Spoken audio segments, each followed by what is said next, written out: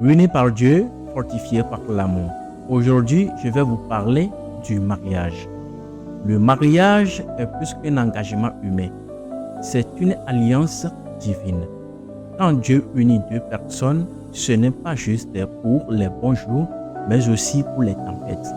Ce n'est pas juste pour le confort, mais aussi pour la croissance spirituelle.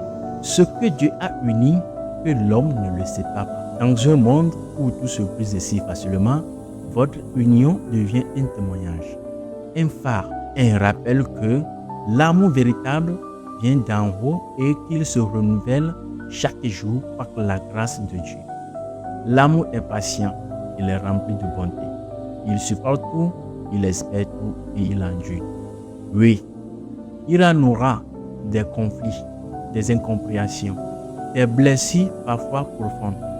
Mais rappelez-vous, ce n'est pas contre votre conjoint vous luttez, mais contre les forces qui veulent briser ce que Dieu a uni.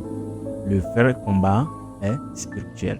Car nous n'avons pas à lutter contre la chair et le sang, mais contre les autorités, les puissances, les dominations et les principautés de ce monde de ténèbres. Quand l'amour humain ne suffit plus, tournez-vous vers l'amour du Christ, car c'est lui qui est votre source. C'est en lui que vous trouverez la force de pardonner, de reconstruire et de persévérer. Priez ensemble.